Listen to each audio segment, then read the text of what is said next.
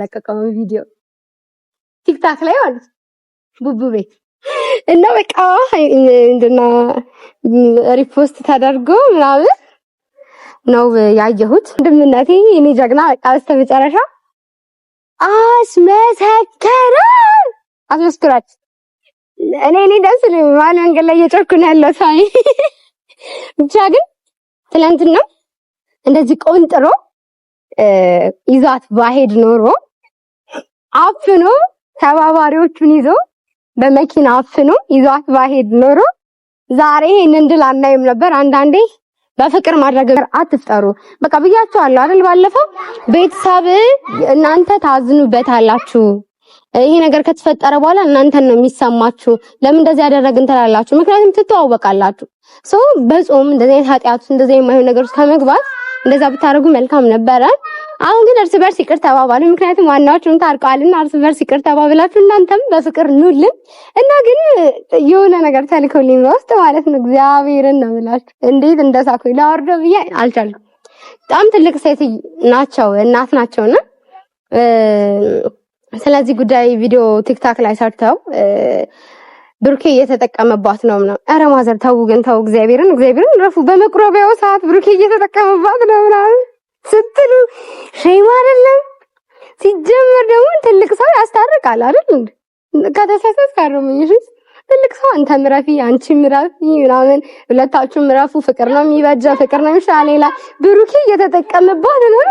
ኧረ እግዚአብሔርን አይመጣውም። ይሄ ቪዲዮ ላክሽልኝ ልጅ ግን ማለት ነው። ታይ ግን በመድኃኒዓለም አንተ እንዴት ነው የሚጮኸው? በእናታችሁ እንዴት ነው የሚጮኸው? እንዴት ነው የሚጮኸው? ቤተሰብ የምር በጣም ደስ ብሎኛል። የሆነ ነገር ነበር ብያቸዋለሁ ትናንትና በሰራስ የለቀኩላችሁ ቪዲዮ ላይ የሆነ ሰው አለ እንቅስቃሴ እያደረገ ያለ ምናምን፣ ግን ስለዛ ማንነቱም ስለሌሎችም ነገሮች አላወራም ብያችሁ ነበረ። ዛሬ በስተመጨረሻ ያሰብነው ተሳክቶ ያሰብነው ነገር ሆኖ በስተመጨረሻ ሁሉም ነገር ተሳክቶ መጥቻለሁ እና ዛሬ ቪዲዮ ከለቀቁላችሁ ሜቢ አላቅም ከኔ በኋላ ከለቀቁ ወይ ደግሞ ቪዲዮ ከለቀቁ እኔ እንጃ እና ከለቀቁ ታዩታላችሁ። ምክንያቱም አብዛኛውን ነገር ሲለቁት በደንብ ስለምታዩ ማለት ነው። እኔ ግን ልነግራችሁ ነው ሃይሚና ብሩኬ ታረቁ። ከዛ እና ፋሚሊዎችን ማሳመኛ ላሳያችሁ የሆነ ነገር ነው። ከዛ ያረጋገጠልኝንም ነገር ላሳያችሁ እና ጉልበቱን ደግሞ ተጠቅሞ አንዳንዱ ፍቅርን አንዳንዴ ሴት ልጅ መስማት ትፈልጋለች። አንዳንዴ እኮ እንድትቆጣት ትፈልጋለች። ሁሌ ይቅርታ እኔ እወድሻለሁ፣ ይቅርታ እኔ እኮ ስለምወድሽ ነው፣ ይቅርታ በቃ እኔ እንደዛው ነው መባል ብቻ ሳይሆን አንዳንዴ ሴት ልጅ ኮስተር ምናምን ብለና ይጅራው ነገር ይከተይና መባል ትፈልጋለች እና ያንን ነገር ነው ያየነው። እና ፋሚሊ የምር ነው የምላችሁ በጣም ደስ ብሎኛል። እናንተን ሁላ ሰላም ሳልላችሁ ነው የገባው። በመጀመሪያ እንኳን ደስ አላችሁ። በሁለተኛ ደረጃ ደግሞ ሰላም እንዴት ናችሁ? ውድና የተከበራችሁ ያኔ ፍቅር ያኔ ውድ ያኔ እንቁ ያኔ ልዩ ፋሚሊዎች ማርያምን እኔ በጣም ነው የምወዳችሁ። ጌታን አታስምሩኝ። በቃ ግን በጣም ነው የምወዳችሁ። በጣም ለእናንተ ትልቅ ቦታ አለኝ።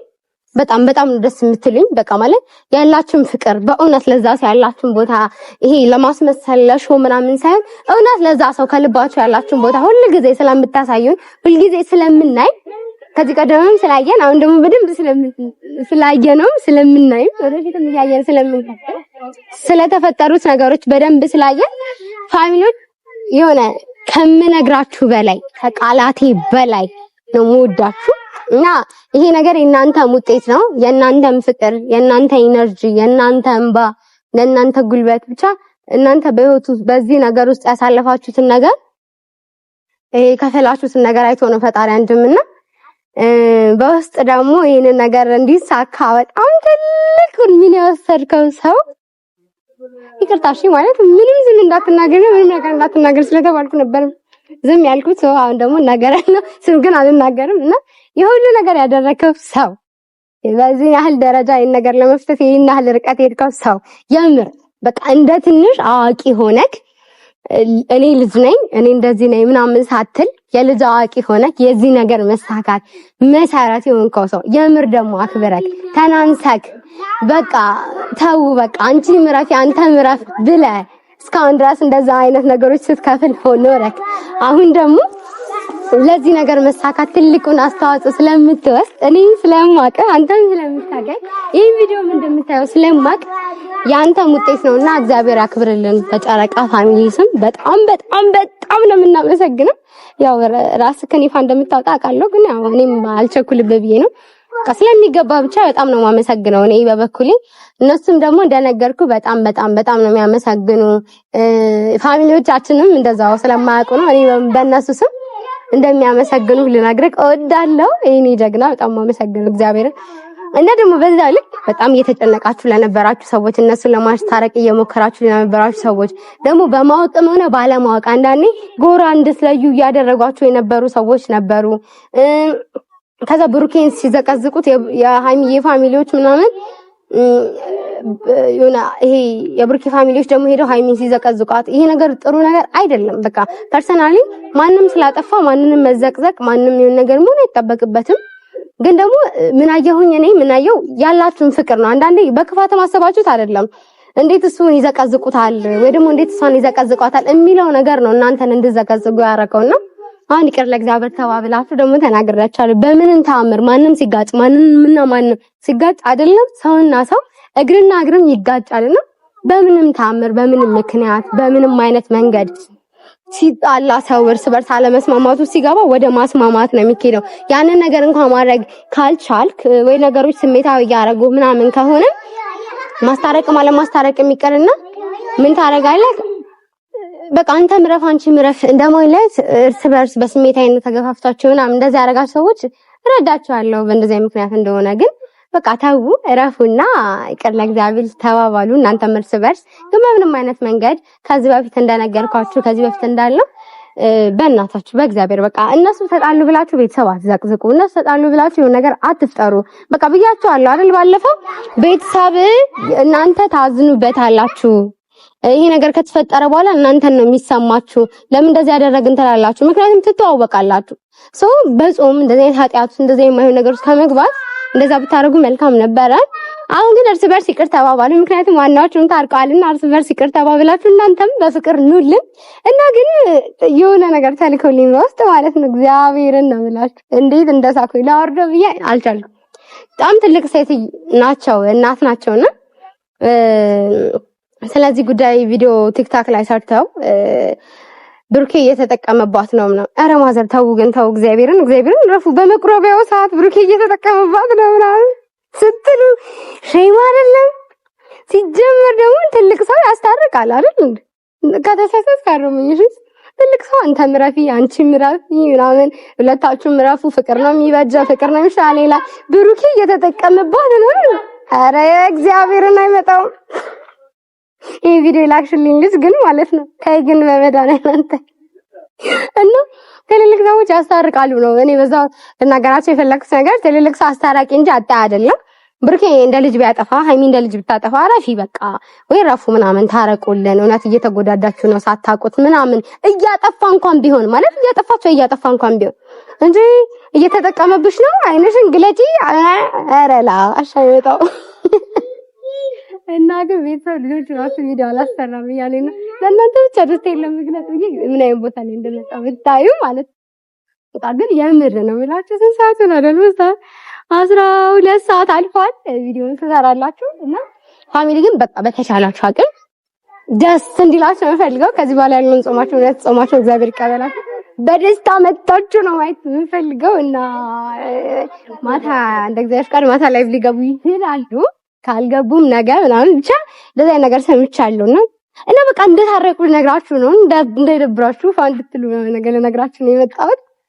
ሌላ ምላችሁ ነገር የለም። አሁን ስለ ጥፋታቸው እንዲህ ስላደረጉ እንደዛ ስላደረጉ ምናምን አይደለም የምናወራው። በቃ ሁሉም ለየራሱ ያላቸውን ቦታ አይተናል።